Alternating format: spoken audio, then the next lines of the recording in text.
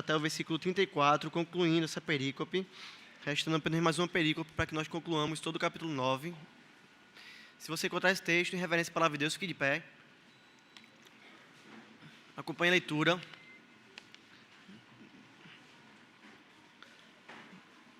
Do 26 ao 34, que nos diz assim: Perguntaram-lhe, pois, que te fez ele? Como te abriu os olhos? Ele lhe respondeu: Já vos-lo disse, e não atendeste. Por que quereis ouvir outra vez? Porventura quereis vós também tornar-vos seus discípulos? Então o injuriaram e lhe disseram: Discípulo dele és tu, mas nós somos discípulos de Moisés. Sabemos que Deus falou a Moisés, mas este nem sabemos de onde é. Respondeu-lhes o homem: Nisso é de estranhar, que vós não saibais de onde ele é, e contudo me abriu os olhos. Sabemos que Deus não atende a pecadores, mas, pelo contrário, se alguém teme a Deus e pratica a sua vontade, a este atende. Desde que há mundo, jamais se ouviu que alguém tenha aberto os olhos a um cego de nascença. Se este homem não fosse de Deus, nada poderia ter feito. Mas eles retrucaram: Tu és nascido todo em pecado, e nos ensina a nós. E o expulsaram. Amém. Pode sentar. Mais uma vez oremos ao nosso Deus. Ó Senhor Deus, quanta glória há no Teu Evangelho, Senhor. Quanta beleza, quanta majestade, Senhor, quanta formosura, Senhor. Abre nossos olhos hoje. Faz raiar, Senhor, esse Evangelho sobre nossas vistas. Que nós não sejamos cegos como os escribas e fariseus. E até mesmo se chegou alguém aqui hoje que é cego como eu, esses homens eram, Senhor. Se aprover o Senhor em sendo eleito Teu, salva essa noite, Senhor Deus. Transforma essa noite, Pai. Pessoas, molda pessoas. Glorifica o nome de Cristo, Senhor. Que toda honra e glória seja somente dEle. É em nome dEle que nós oramos, Senhor Deus. Amém.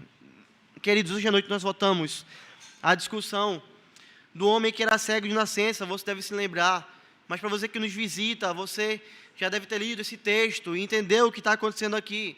Esse homem que era cego de nascença, ele foi curado pelo Senhor Jesus. E nós vimos que, após falarem com os pais desse homem, os fariseus chegaram lá e chamaram, e após falarem com o pai desse homem, eles chamaram novamente a esse homem para uma conversa. Eles continuaram a conversa com esse homem.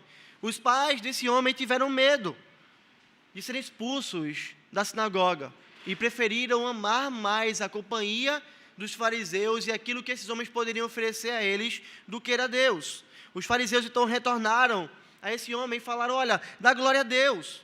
Nós já vimos isso. Desejando que esse homem atribuísse o milagre da cura a Deus e negasse Cristo, como se Cristo não fosse Deus. E nós aprendemos, queridos, que é impossível que alguém glorifique a Deus sem que faça isso por meio de Cristo Jesus. Esse homem, então, não foi medroso, esse homem foi corajoso. Ele não ficou com medo dos fariseus, da posição que eles ocupavam na sociedade, do prestígio que eles tinham e até mesmo de qualquer retaliação que ele pudesse sofrer, como uma ameaça que seus pais tinham medo, de serem expulsos da sinagoga. Perceba, esse homem não temeu isso. Nós lemos no texto e aprendemos que esse homem foi até mesmo expulso da sinagoga. Mas não temendo esses homens, ele confrontou os fariseus, permanecendo firme e atacando cada um dos argumentos dos fariseus, até mesmo usando o próprio argumento deles contra eles mesmos. E nós vamos seguir vendo, então, como é que esse homem continuou firme, defendendo o milagre que ele tem sido efetuado apenas por Cristo Jesus. Seguindo o texto, nós vamos ver que os fariseus, com sua artimanha, tentaram levar esse homem à contradição. Perceba, perguntaram-lhe, pois, que te fez ele? Como é que te abriu os olhos? Ele lhe respondeu: já vos disse, e não atendestes. Por que quereis ouvir outra vez? Porventura, quereis vós também tornar-vos seus discípulos? Queridos, veja, quando nós olhamos para esse texto, nós temos que ver a artimanha dos fariseus. Nós temos que ver a estratégia deles. Qual era a artimanha deles? Eles não poderiam olhar para aquilo que aconteceu e dizer: o milagre não aconteceu. Eles não poderiam olhar para o homem e dizer assim, ele não foi curado, porque o homem estava diante deles. Os pais desse homem foram trazidos. O povo viu aquele homem lá mendigando, e viu esse homem agora enxergando. Tudo testificava, percebe? Tudo testificava que Cristo havia curado a esse homem. Esse homem que anteriormente falou, se ele é pecador, eu não sei. Mas uma coisa eu sei, eu era cego. E agora eu estou enxergando, eu estou vendo. Ele me curou. Qual foi a resposta dos fariseus a esse homem? Como é que eles reagiram diante dessa situação? Veja, eles não tinham nenhuma. Era impossível que eles oferecessem uma resposta, porque não existia. A única resposta que eles tinham para dar era: é verdade, Jesus é o Filho de Deus. Jesus é enviado por Deus. Mas para os fariseus, essa não era uma resposta possível. Por quê? Porque eles não acreditavam em Cristo. Mesmo diante de tamanho fato, mesmo diante de toda lógica, mesmo diante de toda a verdade aqui manifestada, o coração desses homens era tão mau que eles preferiram continuar na incredulidade. E o que é que eles tentam fazer com esse homem agora? Conta de novo a história.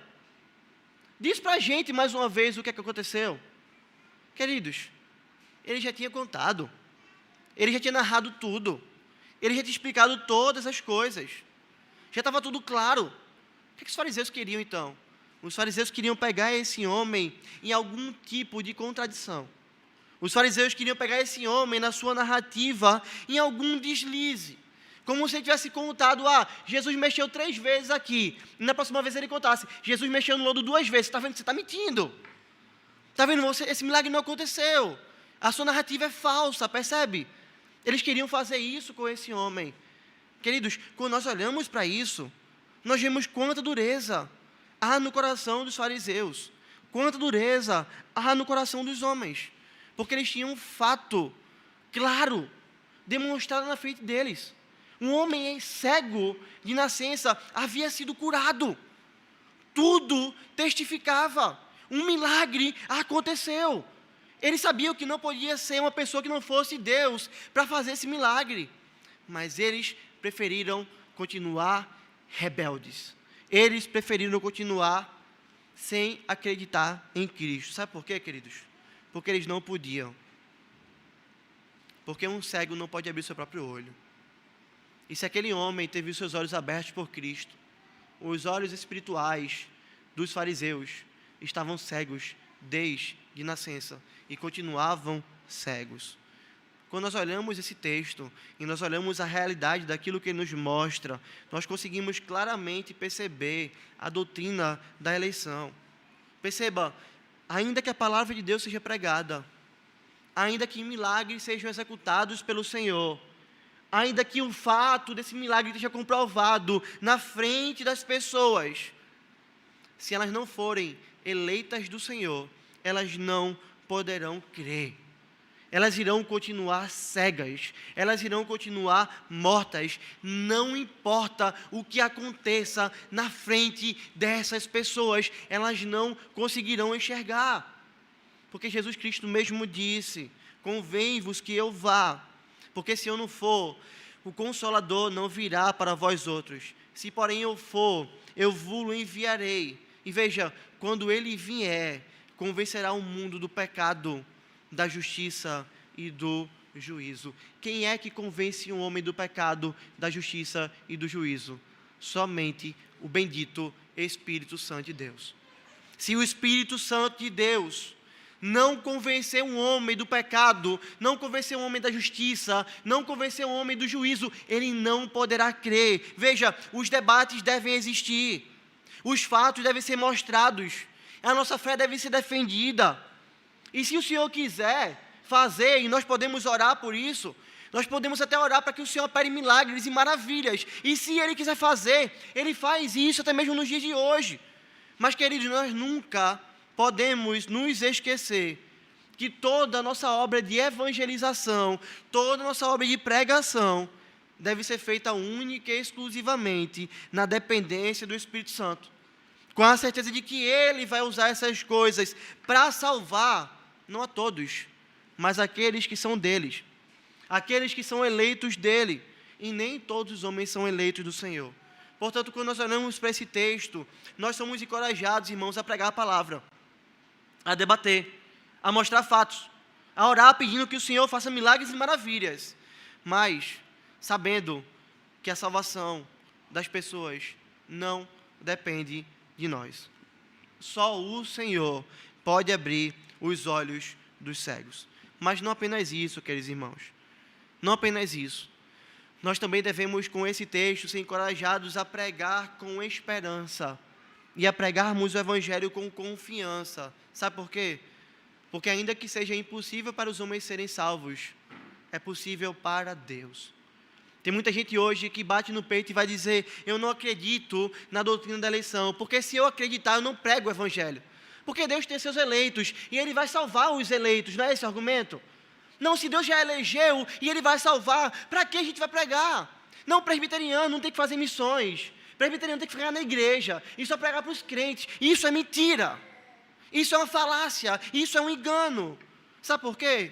Porque a doutrina da eleição, em momento nenhum, nos desencoraja a pregarmos o Evangelho. Pelo contrário, a doutrina da eleição incentiva a pregação do Evangelho. A doutrina da eleição encoraja a pregação do Evangelho. Porque a pregação do Evangelho é a ordem de Deus e ela está dentro da doutrina da eleição.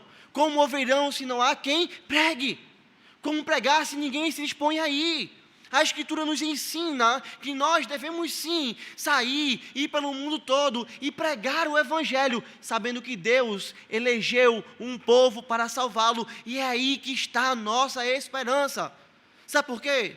Porque nós vamos pregar o Evangelho e o povo de Deus vai ser salvo. Nós vamos pregar o Evangelho não confiando na nossa lábia, não confiando nas nossas estratégias, não confiando na nossa força, confiando única e exclusivamente no poder do Senhor. Nós vamos pregar o Evangelho sabendo que o Senhor vai salvar os seus eleitos. Os arminianos pregam o Evangelho, mas confiando no coração enganoso dos homens. Os arminianos que acreditam que eles têm livre-arbítrio, que os homens têm livre-arbítrio, que Deus não elege, que somos nós que escolhemos a Deus. Eles pregam o Evangelho, mas confiando em quê? No coração dos homens. Colocando esperança em quê? No coração dos homens. Colocando sua confiança e esperança em homens mortos e incapazes de quererem até mesmo viver. Você percebe que é isso que desencoraja a pregação do Evangelho? Queridos, se não existisse eleição, se dependesse de nós teríamos um resultado na nossa pregação. Nós pregaríamos o Evangelho e todos os homens continuariam mortos. Nós pregaríamos o Evangelho e ninguém iria se converter. Porque é impossível que um morto possa dar vida a si mesmo. É impossível que um cego de nascença possa abrir seus próprios olhos. É impossível que alguém que está sem Cristo possa ir até Cristo sem que o Pai envie essa pessoa até Cristo. Você percebe isso? Quando nós pregamos o Evangelho, queridos irmãos, nós pregamos não dependendo da nossa força, nós pregamos dependendo única e exclusivamente do Senhor. Você quer ter uma certeza na sua vida? Nós, como igreja, devemos sair dessas portas e pregar o Evangelho com uma certeza: no dia que Cristo voltar, nenhum dos seus eleitos terá ficado de fora. Nenhum dos seus eleitos terá sido esquecido pelo Senhor, porque nós pregamos, Deus usou nossa pregação e Deus salva o seu povo eleito. E eu quero dizer uma coisa para os irmãos: eu acredito que existem eleitos em prazeres. Você acredita nisso? Eu acredito que existem eleitos nessas casas ao nosso redor. Você acredita nisso? Nós não sabemos quem são. Nós não sabemos. Mas nós sabemos que Deus escolheu um povo de todas as tribos, povos, línguas, raças e nações. Então nós podemos olhar para esse bairro e crer nessa realidade. O que é que está faltando para os eleitos serem alcançados? A pregação do Evangelho. A pregação do Evangelho. Porque é por meio dela que a fé vem até nós. Esses homens viram Cristo operar um milagre, mas eles continuaram no seu pecado, tentando pegar esse homem que era cego agora em algum deslize. Conta para nós. Como é que você foi curado? Conta mais uma vez. Fala para a gente. Nós queremos te ouvir. eles eram sábios da época. Mas esse homem cego teve apenas um encontro com o Senhor que mudou a sua vida e fez ele ser o sábio do Senhor. A tal ponto que ele olha para esses homens e vai responder: eu já disse a vocês, vocês não atenderam. Por que é que vocês querem ouvir outra vez? Porventura vocês querem ser discípulos de Cristo? Porventura vocês querem agora seguir a Ele? Eu já falei a vocês, vocês não acreditaram. Por que vocês querem ouvir de novo? Vocês querem seguir a Jesus? Queridos, quanta ironia está aqui presente. Você consegue perceber isso? Como ele saiu dessa cilada de uma maneira sábia. Como ele foi inteligente. Como ele foi capacitado pelo Senhor nesse momento. Já falei, vocês não acreditaram, vocês querem seguir ele? Sabe o que ele está dizendo? Ele está dizendo a pior coisa que um fariseu poderia ouvir. Você quer irritar o fariseu, naquela época, diga que ele deveria seguir a Cristo. Diga que ele deveria abandonar sua falsa religiosidade e seguir ao Senhor Jesus. Porque aqueles homens odiavam ao Senhor Jesus. Isso para eles era uma ofensa. E veja como esse homem foi sábio, como esse homem foi corajoso, percebe? Ele não tremeu na base, ele não ficou acuado, não. Já falei, vocês querem ouvir? Por quê? Segue ele. É isso, vocês querem? Vão lá. Vão lá. Isso é uma ofensa tão grande que eles responderam ao homem cego, mas fazendo algo, se escondendo atrás da sua falsa religiosidade e atacando esse homem. Perceba, então o injuriaram e lhe disseram: discípulo dele és tu, mas nós somos discípulos de quem? De Moisés. Sabemos que Deus falou a Moisés, mas esse nem sabemos de onde é. Veja o que esses homens fizeram. Eles não tinham resposta, percebe? Você consegue perceber que não tem nada de um milagre não foi executado, um milagre é uma farsa, esse Jesus não é filho de Deus, não tem nada disso. Ele não tem resposta. Eles vão atacar agora esse homem. Eles vão virar e vão dizer: olha, o discípulo deles é tu. Você percebe que para o fariseu chamar uma pessoa de discípulo de Cristo era um xingamento? O servo dele é você. O cristão é você. É você que segue a ele. É você que defende ele. É você que acredita nele. Nós não somos nada disso, queridos. Hoje é diferente? É diferente? Com certeza não. Quando as pessoas querem zombar de nós, elas tentam nos atacar usando o quê? Usando a nossa própria fé. Usando o nosso próprio Deus. Usando o nome do nosso Deus para zombar de nós, não é? Quando você mantém uma postura firme, teologicamente falando, no seu trabalho, na sua família, o que é que as pessoas viram para você e falam? Ah, é o cristãozinho, não é? Ah, é o santarrão. Ah, é o crentinho. Como hoje, né? Ah, é o puritano. Não é assim? Você está sendo puritano demais, não é? Aquela igreja é uma igreja puritana. Não vá naquela igreja porque aquele povo é puritano. Não é assim? São pessoas que têm um amigo imaginário. É a mesma coisa que está aqui. Discípulo deles és tu. Eles pegaram a fé desse homem e usaram contra ele. E é assim, queridos, que fazem conosco também. E nós precisamos estar firmados na rocha e não nos afetarmos nem um pouco com essas questões. Sabe por quê? Porque perceba, nós estamos sendo zombados, escarnecidos e injuriados por cremos em Cristo. Que vergonha é essa? Percebe? Que razão você tem para ter vergonha? Estão zombando de você pela sua fé, por aquilo que você acredita. Estão zombando de você porque você acredita em um Cristo que se fez homem, veio a essa terra para morrer por você, que dividiu a história antes e depois dele, que subiu ao céu e está à destra de Deus. Estão te chamando de discípulo de Cristo, zombando de você como fizeram com esse homem. Queridos, nós como crentes, não temos que ter vergonha nenhuma quando nos perseguem, quando zombam de nós, quando nos maltratam pela nossa fé. Pelo contrário, sabe o que nós devemos fazer? Nós devemos nos alegrar. Quando fazem isso comigo, conosco, comigo com você, nós devemos nos alegrar. O apóstolo Pedro nos ensina isso. quando em 1 Pedro 4, 15 e 16, ele vai dizer assim, veja, não sofra, porém, nenhum de vós como assassino, ou ladrão, ou malfeitor, ou como alguém que se intromete em negócios de outrem. Então veja, por isso não sofra. Porque se você sofrer porque você roubou, porque você matou, porque você é um malfeitor, porque você vive se metendo nos negócios de outra pessoa, isso é uma vergonha para você. De fato, não sofra por isso, mas veja, se sofrer como cristão, não se envergonhe disso. Antes, glorifique a Deus com esse nome. Se você sofrer por ser um crente, renda glória a Deus. Exalte ao Senhor, glorifique ao Senhor. E nós vemos essa atitude claramente exercida na vida dos apóstolos. Atos 4, 40 a 42 nos diz isso. Veja, chamando os apóstolos, açoitaram-nos, ordenando-lhes que não falassem em nome de Jesus. Os soltaram. Veja o que aconteceu agora. Eles saíram dali cabisbaixos, tristes, blasfemando o nome do Senhor e dizendo, poxa, que coisa ruim, a gente levou chicotada aqui por Jesus, eu vou abandonar a fé. Como é que pode isso acontecer? Eu obedeci a Deus e eu apanhei, eu obedeci a Deus e minhas costas estão rasgadas. Que fé é essa que eu estou vivendo?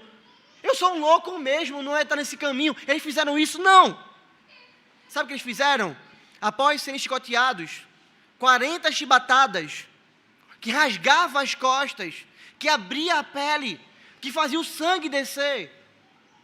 Veja o que o texto vai dizer. Eles se retiraram do sinédrio, regozijando-se, por terem sido considerados dignos de sofrer afrontas por esse nome. E todos os dias no templo e de casa em casa não cessavam de ensinar e de pregar Jesus o Cristo.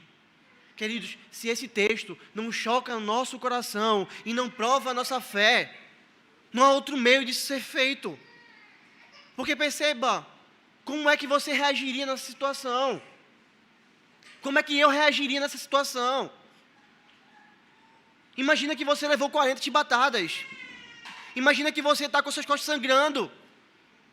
Imagina que isso é feito em praça pública, para todo mundo ver. Você sai dali, você blasfema o nome do Senhor. Você dali, você fica irado. O que você faz? Esses homens se alegraram. A palavra se regozijando é isso. Eles saíram dali e você poderia entender isso dessa maneira. Obrigado, Deus, porque a gente apanhou pelo Senhor.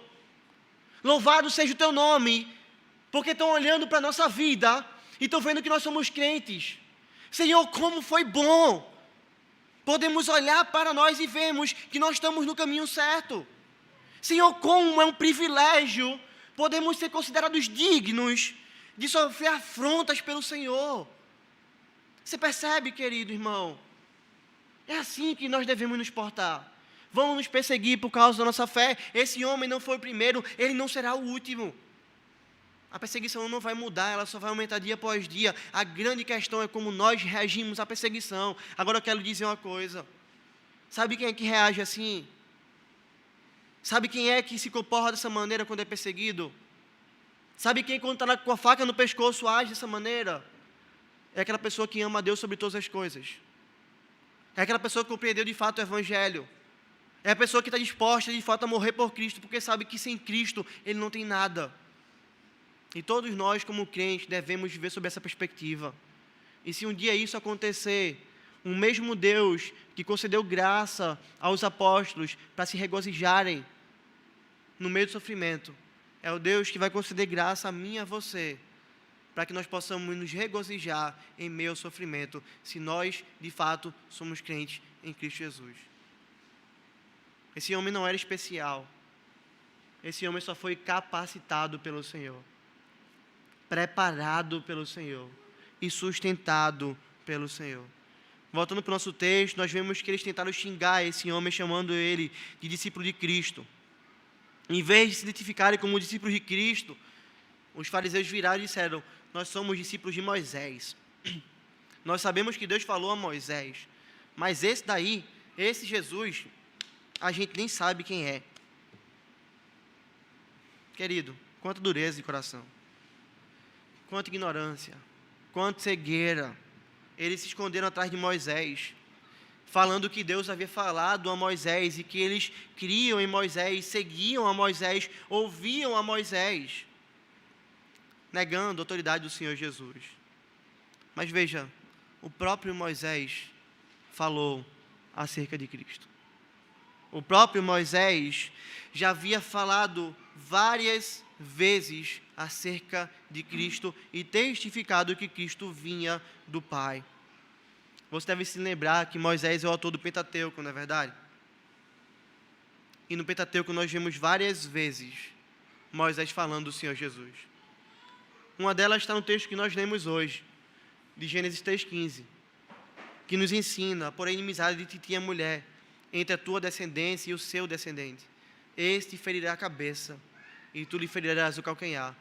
É a primeira vez em que Cristo é anunciado na Escritura. E falado por quem? Por Moisés.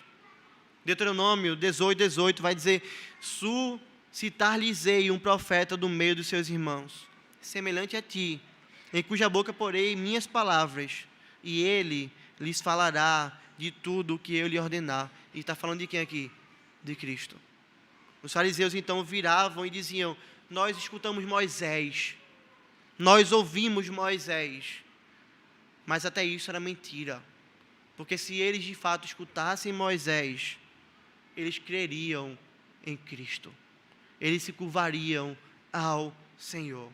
A religião desses homens então era falsa. A religião desses homens então era mentirosa, era enganosa. E eles provaram isso, mostrando quando eles rejeitaram a Cristo Jesus. E aqueles que diziam que confiavam em Moisés, um dia irão ser acusados pelo próprio Moisés. E Jesus diz isso. João 5,45. Não penseis que eu vos acusarei perante o Pai.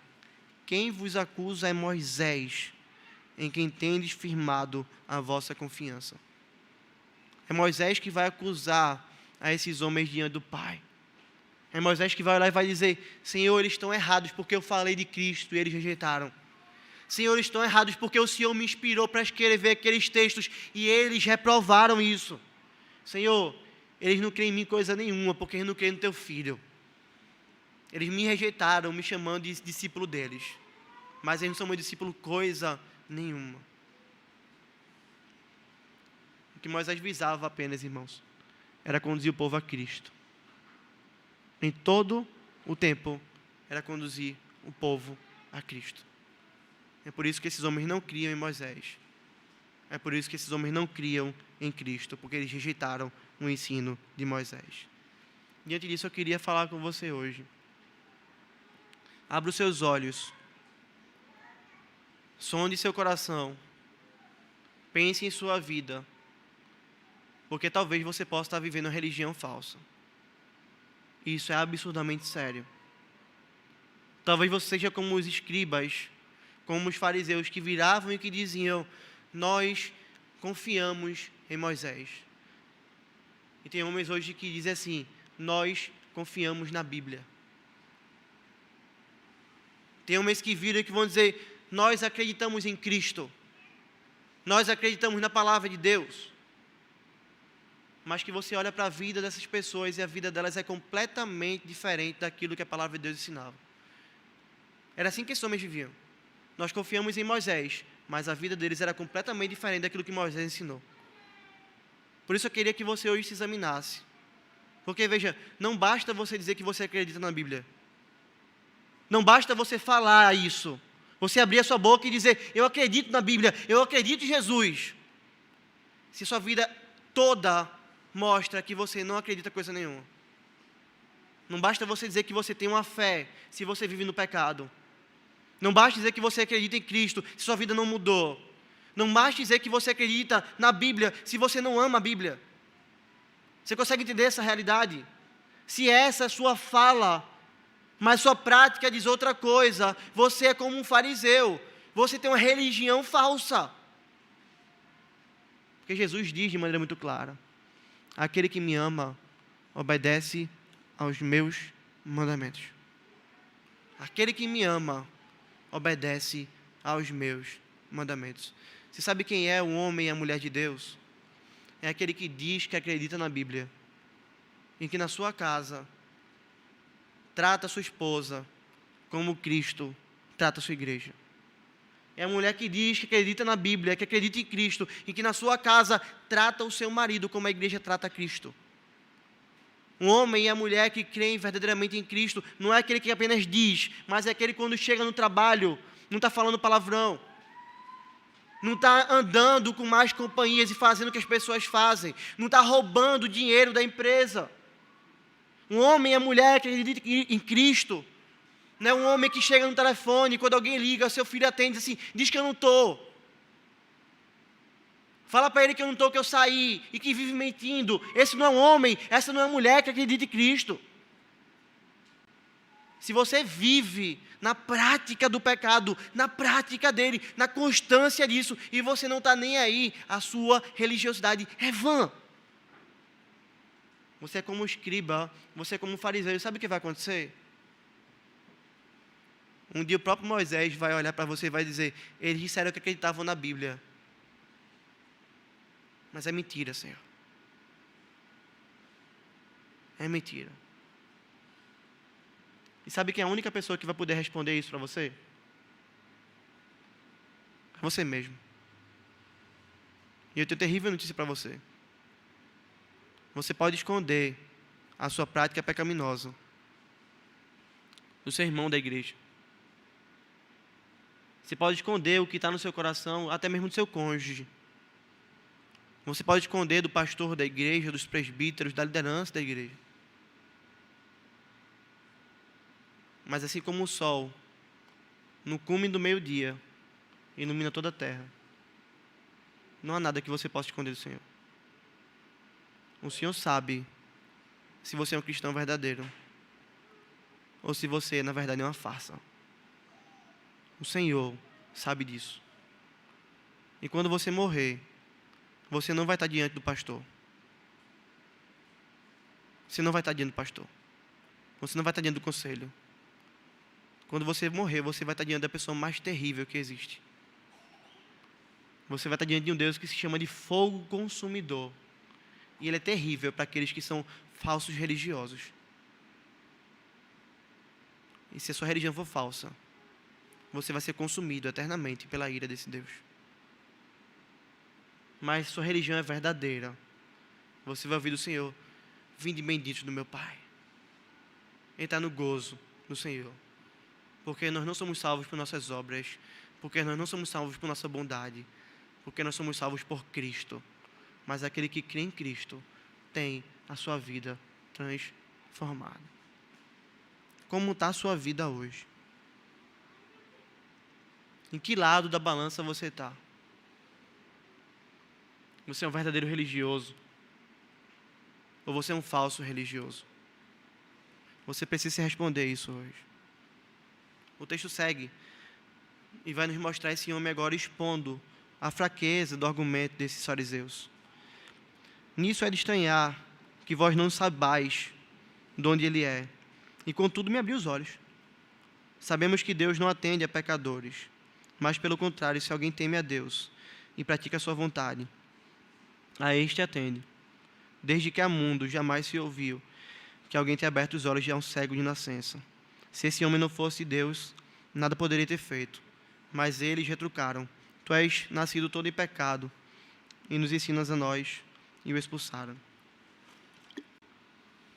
Falando com esses homens que se achavam doutores da lei, mestres da religião, esse homem deixou agora os fariseus ainda mais sem saída.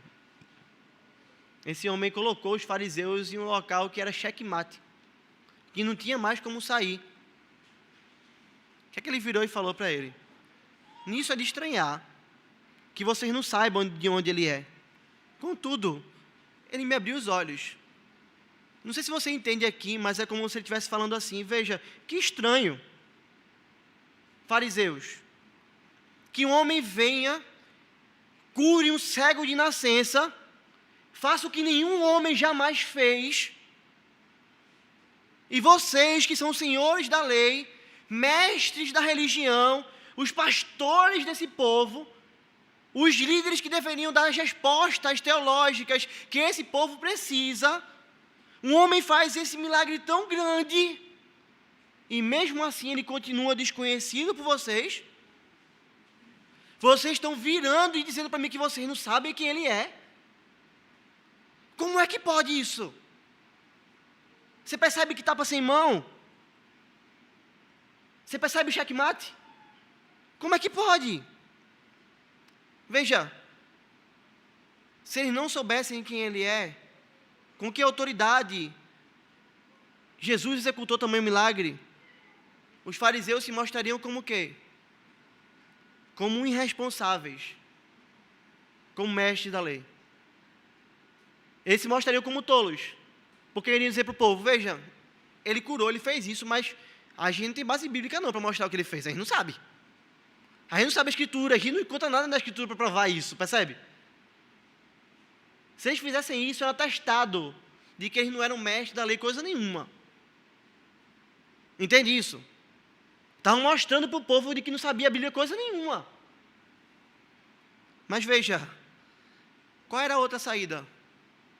A outra saída era chegar e dizer, Jesus curou. Deus só ouve pessoas que são retas. Deus não ouve pecadores. Nunca nenhum homem fez um milagre como esse. Esse homem tem que ser o enviado de Deus. Esse homem tem que ser de fato o filho de Deus. Só tinha essas duas pontas. Não tinha outra coisa que esses homens pudessem fazer. Você consegue entender? Não tinha outra saída. Não tinha outro meio. Esse homem deu checkmate nos sábios da sua época. Porque ele teve contato com o sábio do universo. Foi justamente esse último ponto que ele vai pressionar ainda mais os fariseus. Sabe aquela coisa que você dá um tapa e depois você vai dar 3 murros? É basicamente isso que ele fez com os argumentos. Ele deu um tapa, eles ficaram atordoados e agora ele continua esmurrando. Porque veja, sabemos que Deus não atende pecadores. Um homem vai dar uma aula de teologia para os fariseus no meio do povo. Nós sabemos que Deus não atende pecadores, vocês sabem disso. Mas pelo contrário, se alguém teme a Deus e pratica a sua vontade, a esse ele atende. E veja, desde que há mundo, jamais se ouviu de alguém que tenha aberto os olhos de um cego de nascença. E veja o murro final aqui, a pancada final. Se esse homem não fosse Deus, ele nada poderia ter feito. Entendeu? Ele quebrou completamente o argumento dos fariseus.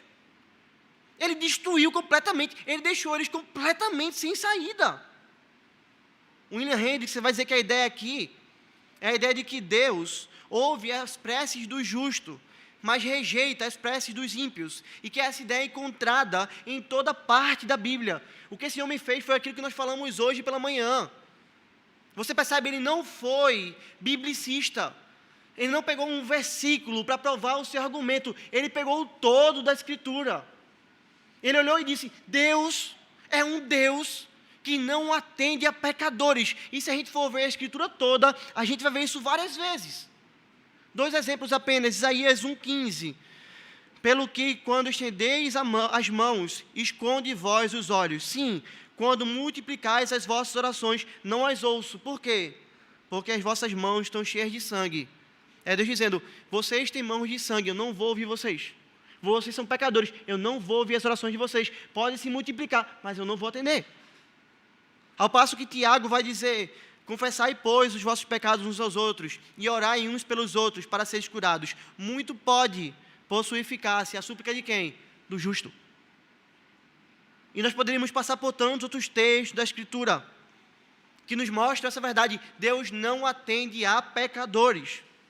Mas se alguém faz sua vontade, se alguém o busca, a esse o Senhor atende. E os judeus sabiam disso. Os judeus sabiam que Deus não ouve a oração dos justos, dos ímpios. Só ouve a oração dos justos. Eles tinham isso claramente firmado na sua mente.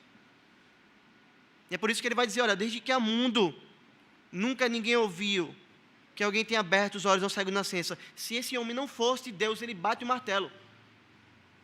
Nada poderia ter sido feito. Nada. Vocês, fariseus, estão diante de um fato que nunca aconteceu. Vocês, fariseus, sabem que isso aconteceu. Vocês, fariseus, sabem que se esse homem não fosse Deus, ele não poderia fazer isso, porque Deus não ouve a quem é pecador. Não havia resposta, irmãos. Não há como fugir. Não há como contrapor o argumento. Os sábios dessa época foram calados por um simples homem que tinha encontrado o mestre dos mestres, o rei dos reis, o senhor dos senhores, o sábio do universo. Como é que eles reagem? Como é que eles reagem? Eles fazem a única coisa que os perseguidores de Cristo fazem quando não possuem mais argumento. E o que é que eles fazem? Eles nos perseguem. Eles nos atacam. Eles tentam nos ferir. É assim que o último versículo é concluído. Mas eles retrucaram. Veja, não tem como debater, percebe? Mas eles retrucaram, disseram o quê? Não, mas Deus ouve um pecador de vez em quando, mas tem aquele texto que mostra isso, tem toda a escritura aqui que mostra... Não tem isso. Não tinha resposta. Qual foi a retrucação deles? Tu és nascido todo em pecado e nos ensina a nós? E fizeram o quê? E o expulsaram. É isso que os ímpios fazem quando eles não têm mais argumento. Eles atacaram esse homem verbalmente. Veja, zombaram dele. Tu é todo nascido em pecado, tu é todo torto. Tu nasceu cego. Vê a desgraça que tu nascesse. Já nascesse bebido no pecado, castigado por causa do teu pecado. E tu quer ensinar a gente que é um mestre da lei? Nós, escribas, fariseus, santos, perfeitos. É isso que quer fazer? Quem é tu? Meu irmão, não é isso que acontece na universidade hoje em dia? Não é isso que acontece no colégio hoje em dia? Quando tu pega um professor e ele começa a falar as abobrinhas dele lá, e com a sabedoria do Senhor tu vai, tome, aqui, vai cortando os argumentos todinhos. Vai dando uma boa surra de Bíblia nele, se assim pode dizer assim. E mostrando como a Bíblia se aplica à realidade. Mostrando que você é um cristão e que o cristianismo tem tudo a ver com o mundo, com a nossa vida.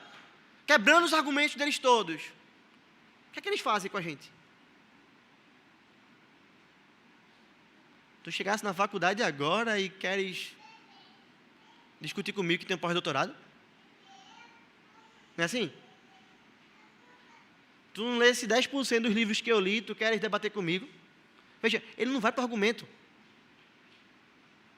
Gente, nós temos aqui no meio um extraterrestre, está vendo? E ele zomba da gente, não é? Eu tenho amigo que já passou por isso. É ou não é que assim que acontece? Porque a gente não tem argumentos, irmãos. Porque não há argumentos contra a sabedoria de Deus. Não há. Não há. Todos eles são falsos, todos eles são sem saída, todos eles têm uma ponta solta que você pode puxar e cai. Todos os argumentos dos ímpios, eu quero que você guarde isso, você não precisa temer eles, porque todo o argumento dos ímpios é um castelo de cartas. Pode ser do pós-doutor de Harvard, é um castelo de cartas. Você sopra e ele cai. Nada resiste à sabedoria do Senhor. A única coisa que eles tinham era xingar esse homem. E em seguida, executar o poder que eles tinham de expulsar esse homem. Expulsaram esse homem de quê? Daquilo que os pais deles mais temiam. Os pais desse homem temiam ser expulsos da sinagoga. E por isso negaram ao Senhor Jesus, por medo dos fariseus. Os pais desse homem não foram expulsos da sinagoga, mas ficaram sob a ira do Senhor. Esse homem não, irmãos. Enquanto os pais desses homens negaram a Cristo, preferiram ficar longe dele e se encontravam sob o juízo de Deus, mas dentro da sinagoga, dentro da sua religiosidade falsa, estando longe do Filho de Deus, o único que poderia os salvar. Esse homem foi expulso da sinagoga. Mas maravilhosamente, como nós veremos no versículo seguinte, no próximo sermão, ouvindo Jesus que o tinha expulsado, encontrando, lhe perguntou: crês tu no Filho do Homem? Os pais ficaram longe de Cristo para não ser expulsos da sinagoga. Esse homem foi expulso da sinagoga, mas o Senhor Jesus Cristo foi até ele. Os pais ficaram longe de Cristo e perto dos fariseus. Ele ficou longe dos fariseus, mas perto de Cristo. Queridos, esse texto nos mostra que nunca nós devemos nos esquecer que muito mais vale agradar a Deus do que aos homens. Muito mais vale agradar a Deus do que aos homens. Meu irmão, minha irmã, as propostas e situações nessa vida podem ser tentadoras. Eu quero dizer hoje que você está numa religião, se você é um crente fiel, você está numa religião que você pode perder muitas coisas por causa do seu compromisso com o Senhor dessa religião, com o Senhor Jesus. E você vai ser tentado diversas vezes. Você pode perder seus amigos do bairro, da escola, do trabalho, às vezes até da igreja, por causa da sua firmeza teológica. Ainda não está muito presente, mas já está presente a realidade de você poder perder o seu emprego, o seu trabalho, por causa do seu compromisso com Cristo. Quantos homens hoje e mulheres não se sentem constrangidos a irem para as festas promíscuas do trabalho, da empresa que frequentam, da empresa que trabalham, onde sabe que vai rolar tudo de ruim lá, e dizem: se eu não for, não vão gostar de mim, se eu não for, não vou ser promovido, se eu não for, talvez até seja demitido, porque vão botar alguém no lugar que vá para essas festas. Você pode ser taxado de louco, você pode ser xingado, nós podemos ser excluídos até mesmo de programações familiares, por causa do nosso compromisso com o Senhor, por causa da nossa fé. Nós podemos apanhar, nós podemos ter nossa casa queimada. Nós, como cristãos, irmãos, nós podemos ter até mesmo a nossa família assassinada na nossa frente. E não se escandalize com isso. E isso já aconteceu diversas, centenas de vezes. Centenas de homens e mulheres já viram seus filhos, seu marido, sua esposa serem assassinados na sua frente, com a arma na cabeça, dizendo: ou você nega a Cristo, ou eu mato seu filho,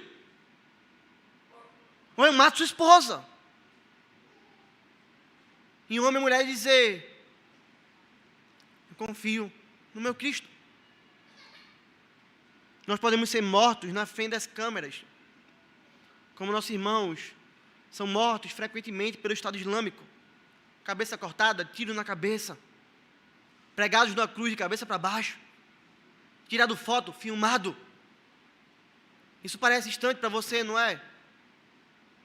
Isso acompanha a Igreja de Cristo durante toda a sua jornada nessa terra. E cada dia que passa, as portas da perseguição mais severa batem, são tocadas no nosso país.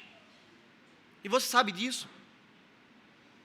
Até quando nós vamos poder continuar pregando que o homossexualismo é pecado? Até quando nós vamos continuar pregando e poder pregar livremente que a Bíblia é regra de fé e prática? Até quando nós vamos continuar pregando e poder fazer isso livremente, que família é homem e mulher? Cada dia que passa piora. Nosso coração, diante dessas coisas, pode ser tentado a dizer: vou nada. Eu não vou perder meu emprego, coisa nenhuma, por causa da minha fé. Eu apanhar por Cristo? Não. Eu não vou entristecer minha mãe. Eu vou obedecer a ela e vou desagradar a Deus. Eu não vou perder minha família por causa do meu compromisso com o Senhor, eu vou me moldar a eles. Eu não vou perder tudo que eu construí por causa de Cristo. Eu tenho minha casa queimada, tudo. Você tem ideia, pastor, de quanto tempo eu gastei para construir aquela casa? Você tem ideia do suor que foi comprar aqueles móveis todos lá e ver tudo queimado de uma hora para outra por causa de Cristo? De uma fé? Não. eu morrer, ou eu deixar minha família morrer na minha frente por causa da fé. Eu não. Você está brincando, pastor? Um bebezinho tão bonito como o Davi, um bebezinho tão bonito como o Arthur, você vai deixar eles morrer por causa de Cristo? Você não vai negar a fé por causa deles? Da tua esposa, você não vai fazer isso, não. Irmãos, se nós cairmos nisso, sabe o que vai acontecer conosco? Nós vamos mostrar que estamos amando mais as coisas desse mundo que o Senhor. E quando isso for comprovado, algo vai ser mostrado claramente. Que nós nunca fomos amigos de Cristo. Nós fomos amigos do mundo e nós seremos inimigos de Deus. E nós não podemos nos enganar, irmãos. O cristianismo não é uma religião fácil. O cristianismo não é uma religião sem normas, que cada um faz o que quer. Sabe por quê? Porque o próprio apóstolo Paulo disse: não vos enganeis, de Deus não se zomba. Pois aquilo que um homem semear, isso também se fará. Aquilo que você planta, você colhe. E o Senhor Jesus disse em Mateus 10: portanto, todo aquele que me confessar diante dos homens, também eu o confessarei diante de Deus, diante de meu Pai, que está nos céus. Mas aquele que me negar diante dos homens, também eu o negarei diante de meu Pai, que está nos céus. Se você andar nessa vida, amando mais as pessoas do que o Senhor, negociando o Evangelho de Cristo por causa de coisas e deixando o Senhor de lado, negando a Cristo, você vai ser negado por Ele. Não tem como você viver o verdadeiro Evangelho vivendo sobre essa perspectiva. Sabe o que Deus espera de nós, irmãos? E o que nos capacita para fazermos é nós termos nosso Cristo como sendo tudo para nós. O nosso Senhor, Ele tem que ser tudo para nós. Esse é o Senhor Jesus. E eu não estou falando isso com uma perspectiva legalista. Entenda, Cristo não tem que ser tudo para você porque o pastor te falou. Cristo não tem que ser tudo para você porque você faz parte da igreja presbiteriana. Nós obedecemos a Deus. Nós sofremos pelo Senhor. Nós não abrimos mão de nenhum princípio bíblico. Não é porque o pastor fala ou porque algo é imposto, porque isso seria religiosidade falsa. Nós, como povo, somos chamados para obedecer a Deus, não negociar nenhum princípio bíblico, e sofremos pelo Senhor por uma razão: porque nós amamos a Cristo. Porque nós o amamos plenamente. Porque nós o amamos sobre todas as coisas. Porque nós entendemos que Cristo é tudo para nós. Cristo foi a única esperança para aquele homem, meus irmãos. Ele passou vários anos da sua vida cego, mendigando, até que chegou um que abriu seus olhos e que se mostrou como a única esperança para ele. Sabe o que ele poderia fazer? Não havia outra coisa que ele pudesse fazer que não seja olhar para Cristo e dizer: Ele é tudo para mim.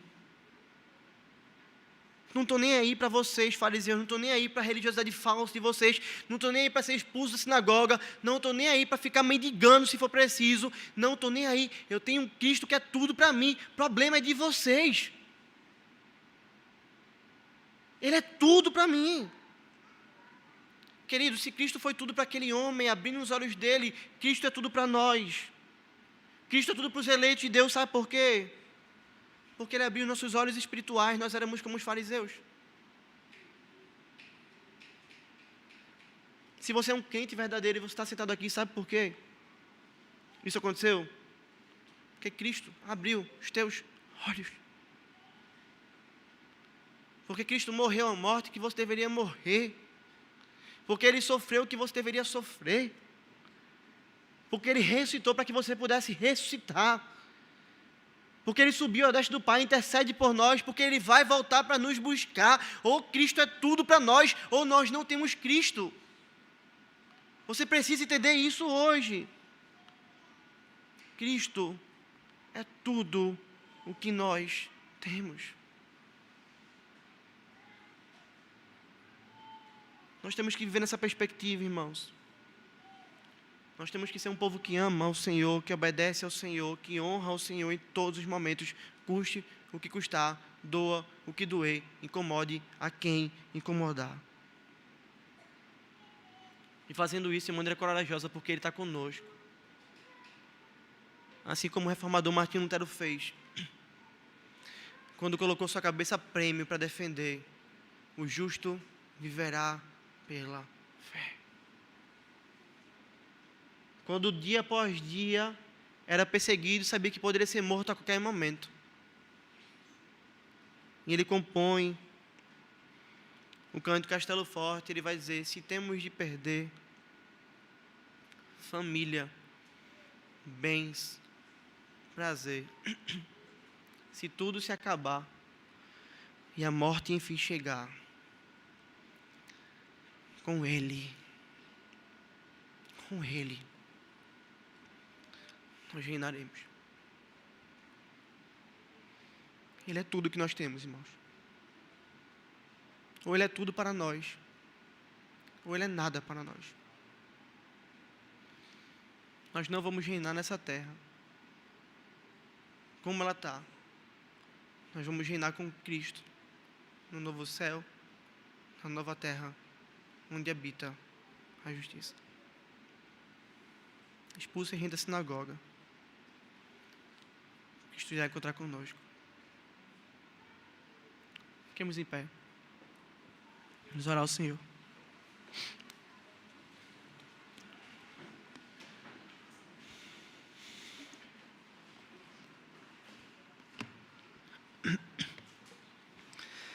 Oh Deus, obrigado pela Tua palavra, Senhor.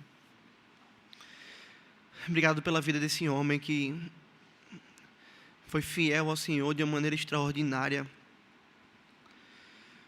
E nos ensina tanto, Deus, a como nós devemos amar o Senhor. Obrigado pela vinda do Teu Filho que morreu em nosso lugar, que pagou o preço por nós, que se entregou por nós, Senhor. Obrigado porque o Senhor se importou com a gente, Deus. Obrigado porque o Senhor nos tirou do império das trevas, nos transportou para o reino do Filho do Seu amor. Obrigado porque o Senhor nos salvou, Senhor. Ó Deus, em nome de Jesus, que o Senhor, única e exclusivamente o Senhor, seja o tudo para essa igreja, Deus. Ó Deus, cada pessoa que aqui entrar, e cada pessoa que sentar nessas cadeiras, possa ouvir a pregação do Teu Evangelho e encontrar em Cristo tudo para elas, Deus. Que a nossa vida seja assim, Senhor. Que a vida dos nossos filhos seja assim, Senhor. Que eles cresçam temendo ao Senhor, amando ao Senhor. Que os nossos filhos estejam dispostos a entregarem a própria vida deles pelo Senhor, Deus. Nos dê sabedoria para que nós vençamos as tentações. Nos dê sabedoria para que nós contrariemos o argumento dos sábios dessa época, assim como esse homem fez. Não nos deixe em momento nenhum sermos medrosos, Deus. Perdoa a gente quando a gente foi medroso. Perdoa-nos, Senhor, quando nós não tivemos a coragem necessária, quando nós, por vezes, possamos até mesmo ter negado ao Senhor com os nossos atos e palavras. Assim como o Senhor restaurou a vida de Pedro, Senhor, restaura a nossa vida hoje, Deus. Nós te amamos, sim. O Senhor perguntou isso a Pedro. E nós te amamos, Senhor. E dizemos a Ti, se não houver amor verdadeiro no nosso coração, cria amor no nosso coração, porque nós precisamos te amar acima de tudo, Deus. Ó Deus, nos ajuda. Ajuda nossos irmãos perseguidos de uma maneira mais intensa. E exalta Teu nome pela vida da nossa igreja, pela nossa vida como povo Teu. Leva a gente em paz para casa, Senhor. Leva a gente meditando a Tua palavra. Leva a gente confiando no Senhor. E que nessa semana que começa hoje, nós possamos viver uma semana diferente da semana passada, onde nós erramos. E uma semana mais intensa, mais produtiva no Teu reino. Em nome do Senhor Jesus, Senhor Deus. Obrigado pelo culto. Obrigado por essa oportunidade de estarmos juntos. Rendemos graça no nome do Teu Filho. Amém. Que a graça do Senhor Jesus Cristo, o amor de Deus, o nosso Pai, o poder, a comunhão, as doces consolações do Espírito Santo de Deus, seja sobre todos nós, irmãos, e sobre todo o povo de Deus, espalhada por toda a face da terra, hoje e para todo sempre. Amém. Amém. Pode sentar. Só queria hoje saudar você que nos visita. Alegria poder tê-lo conosco. Sinta-se sempre bem-vindo, à vontade no nosso meio.